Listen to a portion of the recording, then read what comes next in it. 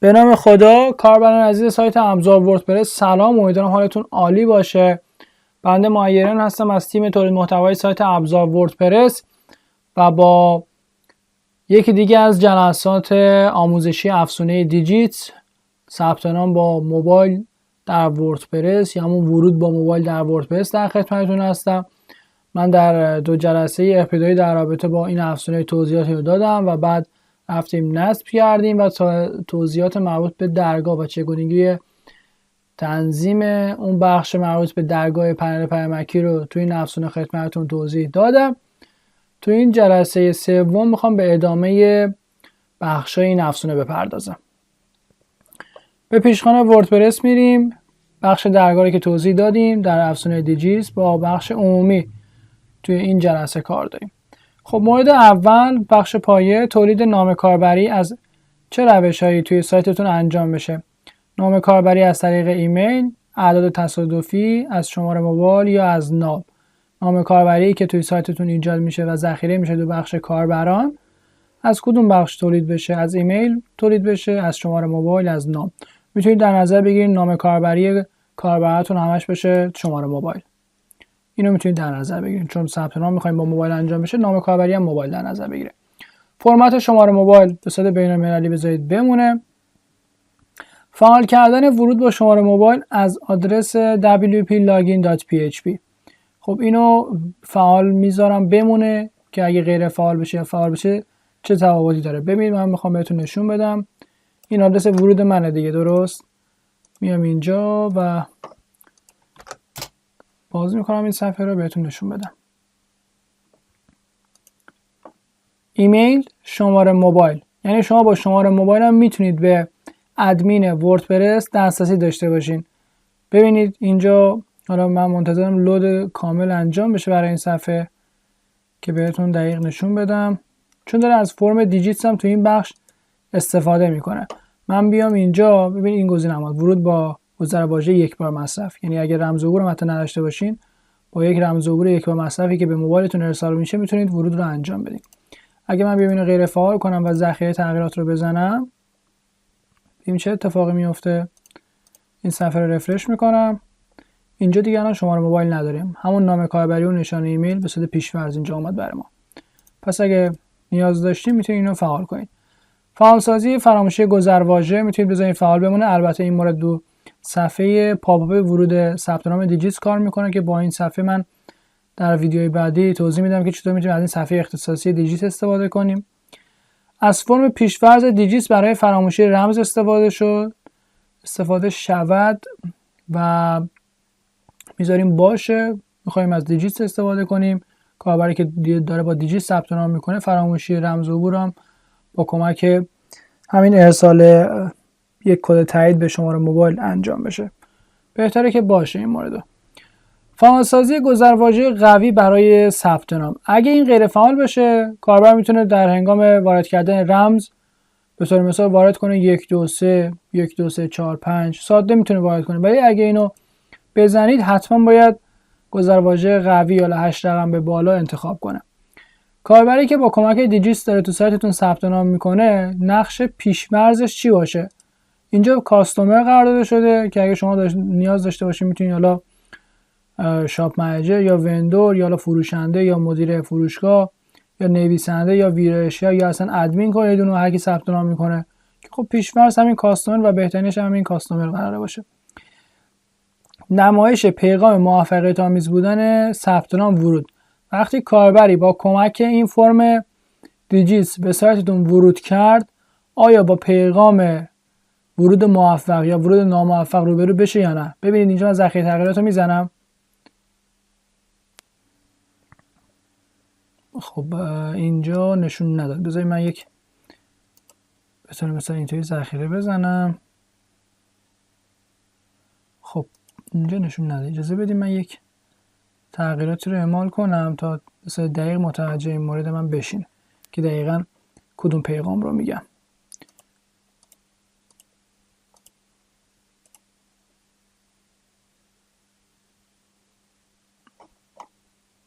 خب اینجا ظاهراً به من اون پیغام رو نشون نداد. میخواستم بهتون یه پیغامی رو نشون بدم دقیقاً متوجه منظور من بشید که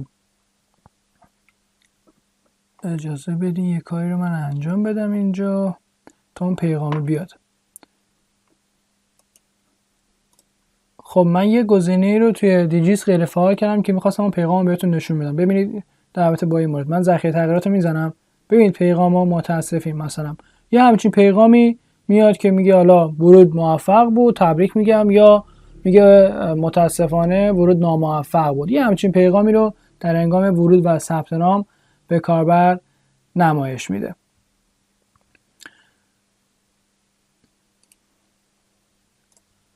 مورد بعدی کد کشور پیش‌فرض. این کد کشور پیش‌فرضم بهتون بگم. ببینید اینجا من میام شماره رو میزنم. البته من اینو رفرش کنم.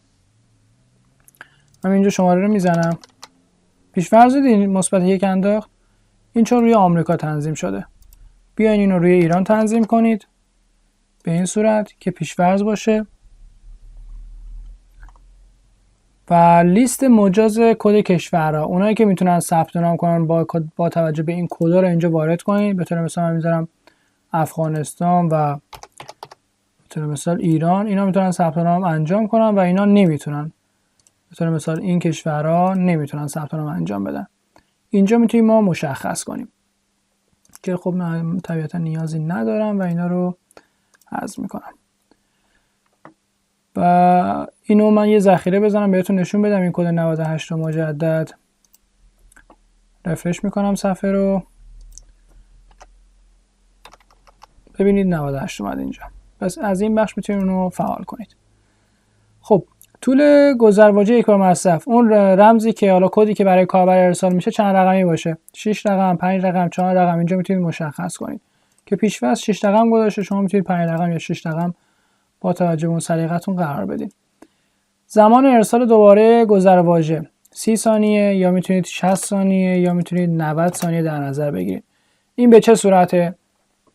وقتی کاربری میخواد به سایت ورود کنه یا میخواد به هر دلیلی اصلا میخواد ثبت نام کنه، یه کد تایید براش ارسال میشه. این کد تایید رو حالا میزنه، قبول نمیکنه یا اصلا دریافت نمیکنه اون کد تایید رو. ما با توجه به این زمانی که اینجا مشخص میکنیم و به طور مثال بعد از 90 ثانیه گزینه ارسال مجدد اون کد تایید براش فعال میشه و میتونه مجدد رو اون گزینه کلیک کنه و یک کد جدید براش ارسال بشه. حالا قبلی به هر دلیلی کار نکرد یا ارسال نشد، بعد از 90 ثانیه مجدد بتونه اون کد رو دریافت کنه.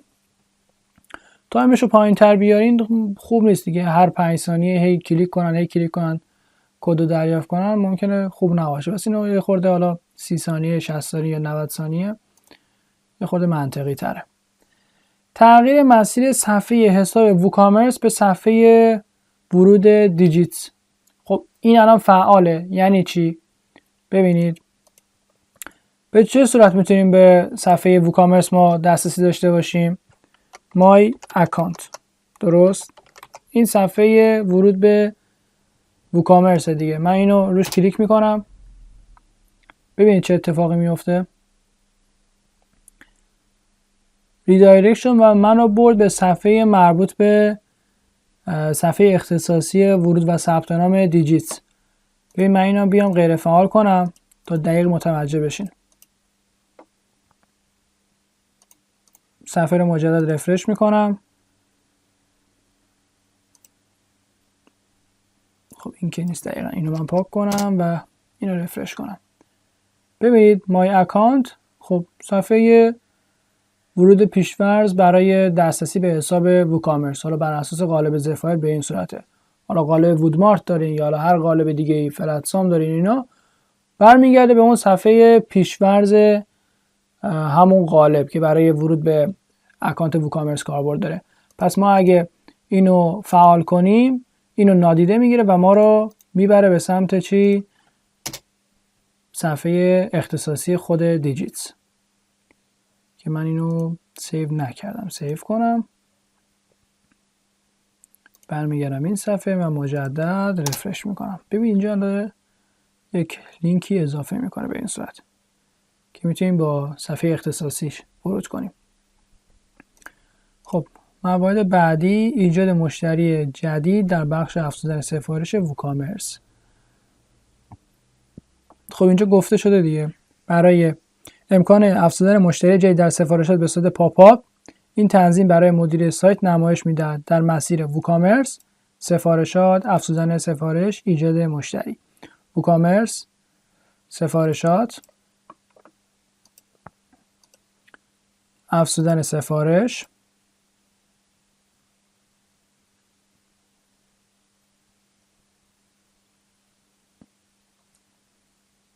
مشتری. خب اینجا باید برای من الان فعال بشه. خب من میام مشتری رو به طور مثال حالا مهمان در نظر میگیرم. اینجا باید برای من افزودن مشتری اضافه بشه که حالا چرا اضافه نشد؟ خب من اصلا حواسم نبود اینو فعال نکردم. اینو ذخیره کنم، بیام اینجا رفرش کنم صفحه رو. خب ببینید ایجاد مشتری جدید اضافه شد که روی این گزینه کلیک کنید، نام خانوادگی، ایمیل یا شماره موبایلش رو میزنید. به طور مثال من نام خودم رو میزنم اینجا، یه شماره موبایل تستی وارد میکنم که حالا 98 خودش آورد. ایجاد مشتری با این مشخصات ساخته شد که اینجا میتونید اطلاعات تکمیلیش هم وارد کنید. پس این مورد بابت این بود که کاربردش هم معمولا برای اونایی که سفارشات به صورت تلفنی دریافت میکنن که حالا به صورت دستی در این سفارش ثبت کنید، همونجا هم یک مشتری جدید هم اضافه کنید. فیلدهای ضروری برای اطلاعات صورت حساب. خب فیلدهای ضروری اگه آشنایی داشته باشین میدونید که توی بحث مربوط به ووکامرس وقتی ثبت نام میخواد انجام بشه، به طور مثال الان من افزودن به سبد خرید وقتی میزنم، وقتی میرم بخش تصفیه حساب، اینجا فیلد ضروری داریم دیگه، ایمیل صورت حساب. ببینید اینجا ایمیل صورت حساب رو این میتونه مشخص کنه این فیلد ضروری شماره موبایل باشه، شماره موبایل ایمیل باشه، یا شماره موبایل باشه یا خالی ایمیل باشه. به طور مثال اینو شماره موبایل بذارید، فیلد ضروری توی اطلاعات صورت حساب شماره موبایل میشه. رفرش کنیم صفحه رو. اینجا من هم شماره موبایل داشتم هم صورت حساب. ببینید ایمیل اختیاری شد، صورت حساب اینجا اجباری شد، باید شماره موبایل حتما وارد کنیم که اگه گزینه اول رو بذاریم هر دو تا مورد اجباری میشه. یا میتونیم اینو ایمیل بذاریم که اگه مجدد رفرش کنم این باید دیگه از حالت ستاره و اجباری خارج بشه. ببینید اختیاری شد و این اجباری شد. پس اینم کاربردش به این صورته. تکمیل خودکار اطلاعات صورت حساب ووکامرس با مشخصات کاربر. اگه کاربری با دیجیت ثبت نام کرده باشه و ورود کرده باشه، این اطلاعات صورت حساب با توجه به اون اطلاعات مربوط به دیجیت به صورت خودکار میاد اینجا تکمیل میکنه. پس اینم کاربردش به این صورته. یه بخشی هم به عنوان تغییر مسیر داریم که اینجا میتونیم مشخص کنیم وقتی به طور مثال کاربری با دیجیت ورود کرد به صفحه اصلی هدایت نشه، به یک صفحه‌ای که ما مشخص میکنیم هدایت بشه که میتونه اون صفحه به طور مثال یک صفحه تکمیل مشخصات کاربری باشه، یا وقتی ثبت نام کرد به صفحه اصلی هدایت بشه. البته به صورت پیش‌فرض اینا اینجا دارن هدایت میشن بر اساس خود تنظیمات افزونه که اگه نیاز داشته باشین میتونید یو آر رو اینجا قرار بدین که اگه مثلا فراموشی رمز انجام شد به کدوم صفحه هدایت بشه. و تغییر مسیر خروج که حالا اینجا میتونیم وقتی خروج کرد کاربر به کدوم مسیر هدایت بشه، یا مسیر فروشگاه باشه، صفحه اصلی باشه یا یک صفحه خاصی که اینجا این نکته هم داره. تنظیمات تغییر مسیر فقط در ووکامرس صفحه پاپ ورود ثبت نام دیجیت کار میکنه. منظور این صفحه بود وقتی از اینجا ورود ثبت نام یا گذر واژه فراموشی انجام میشه با کمک چنین صفحه‌ای اینا میان کار میکنن و برای خود ووکامرس اعمال نمیشه. یه گزینه هم داریم به عنوان پیشرفته که اجازه قرار دادن صفحه عضویت ورود دیجیت در آیفرم. چیکار میکنه؟ ببینید سایت های دیگه میتونن بیان اون بخش ثبت نام شما رو بردارن، یعنی اون سایت شما رو تو سایت خودشون نمایش بدن، اون بخش ثبت نام رو از سایت خودشون هم کاربرا بیان تو سایت شما مستقیم از سایت خودشون ثبت نام انجام بدن، یعنی دیگه نیاز نباشه به سایت شما ورود کنن، که از لحاظ امنیتی پیشنهاد میشه چنین کاری رو انجام ندین. یعنی یه مثال براتون بزنم، شما یک سایت دارین، یه نفر میاد همین بخش ثبت نام سایت شما رو برمی‌داره میره توی سایت دیگه میذاره، هر کی اونجا ثبت نام کرد عیناً داره تو سایت شما ثبت نام میشه. ویژگیش به اون صورت. حالا شاید دو تا سایت عیناً مشابه هم داشته باشید خودتون، اگه بخواید ثبت نام حالا یکی باشه در اصل میتونید از این ویژگی استفاده کنید. یه گزینه برای خروجی گرفتن از تنظیمات یا وارد کردن تنظیمات که همون ایمپورت و اکسپورت، که اگه تنظیمات خاصی رو توی افزونه توی یک وردپرس دیگه داشته باشید میتونید اونجا خروجی بگیرید و بیاین اینجا وارد کنید، یا از اینجا خروجی بگیرید و ببرید توی یک سایت دیگه درون‌ریزی کنید. این از این بخش مربوط به عمومی. بخش فرم هم بریم. فعالسازی ثبت نام.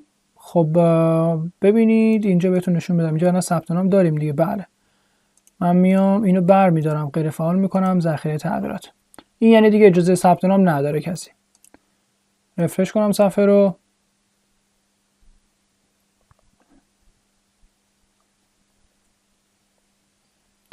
لود بشه صفحه برای من تا بهتون نشون بدم. دیگه ثبت نام نداریم. پس اگه اون گزینه رو بردارین یعنی اینکه ثبت نام کسی نمیتونه انجام بده. نمایش ستاره در فیلدهای ضروری. این برای ثبت نام، بخش ثبت نام. این نمایش در فیلدهای ضروری. این بذاریم اینم بهتون نشون بدم. صفحه رو رفرش میکنیم. من اینو ذخیره کنم تنظیمات رو.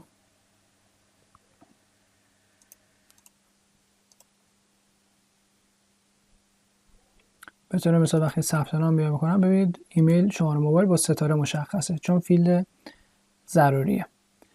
خب من بازگشت میزنم. فیلدهای فرم ورود. این فیلد فرم ورود ما دیگه ایمیل داره، گذرواژه داره، کد امنیتی، مرا به خاطر بسپار. اینجا هر کدوم نیاز نداشته باشید میتونید غیر فعال کنید. به طور مثال کد امنیتی من نیاز ندارم، مرا به خاطر بسپار نباشه. ذخیره تغییرات. صفحه رو رفرش میکنم. ببینید رفت، دیگه نداره، اینجا نمایش نمیده. پس اگه نیاز داشته باشید میتونید اینجا شخصی سازی کنید. فیلدهای فرم ثبت نام. فیلدهای فرم ثبت نام. نام اختیاری، نام کاربری نمیخواد، ایمیل اختیاری، شماره موبایل اختیاری، گذرواژه اختیاری. شماره موبایل رو من میگم ضروری باشه حتما. ذخیره تغییرات بزنم. ایمیل که اختیاریه، یا اصلا میگم مثلا ایمیل نباشه اصلا کلا، فقط موبایل باشه که ضروری هم باشه. گذرواژه هم خب میخوایم ضروری باشه دیگه. ذخیره بزنیم و بیایم اینجا صفحه رو رفرش کنیم. بر روی ثبت نام کلیک کنم. نام، شماره موبایل، گذرواژه. ببین اینجا ستاره داره چون ما اینجا مشخص کردیم دی فیلدهای ضروری ستاره داشته باشن.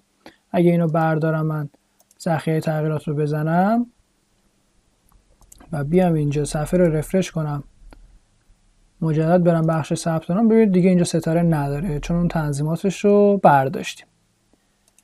اینم از این مورد که بیایم پایین. اگر هم نیاز داشته باشید میتونید حتی فیلد هم اضافه کنید. ببینید بر روی افزودن فیلد کلیک کنید، اینا رو میتونید اضافه کنید. متن، پاراگراف، عدد، لیست بازشونده. حتی میتونید داشته باشین چند انتخابی، مثلا چک باکس هم میتونید داشته باشین، یا تک انتخابی. به طور مثال تک انتخابی هم خوبه. برچسب، انتخاب جنسیت. ضروری نه، ضروری نباشه. کلید سفارشی نمیخواد. گزینه ها، افزودن گزینه. مرد، اینجا به علاوه رو بزنم و زن. ادو میزنم، اضافه شد. ذخیره تغییرات. ببینیم حالا با صدا رادیویی اینجا اضافه شد برای ما. برمیگردم و صفحه رو یه رفرش کنم. ثبت نام. بله اینجا انتخاب جنسیت اومد به این صورت که مرد یا زن میتونیم مشخص کنیم، که البته فیلدهای خیلی خوبی هم داشت. به طور مثال چند انتخابی داریم، لیست بازشونده هم حتی داریم که لیست بازشونده هم میتونیم داشته باشیم. به طور مثال لیست بازشونده چه موضوعی رو میتونیم براش در نظر بگیریم؟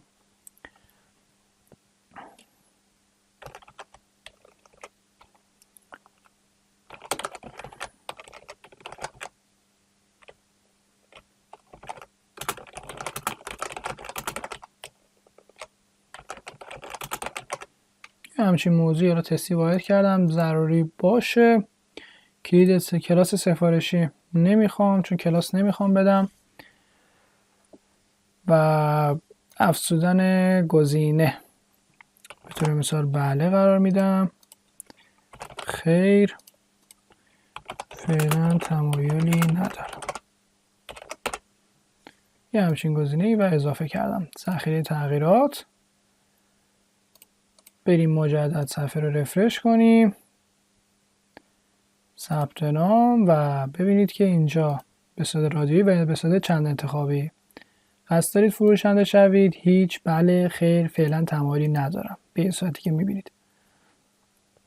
بخش مربوط به کلاس هم که در اصل این کلاس سفارشی همون میتونیم ما کلاس CSS بدیم دیگه. اینجا یه کلاس CSS میدیم و به اون حالا CSS سفارشی میتونیم تنظیم کنیم و یه استایل مشخصی بدیم به این مورد.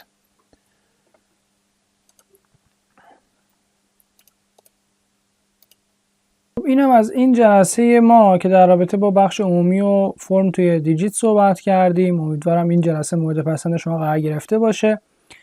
در ویدیوی بعدی در رابطه با بخش استایل و نحوه کار با صفحه ساز المنتور برای بخش مربوط به صفحه ثبت نام عضویت دیجیت قراره یک آموزش رو خدمتتون بدیم و حتما در رابطه با بخش ترجمه و کد کوتاه و بخش مهم افزونه‌ها هم صحبت خواهیم کرد.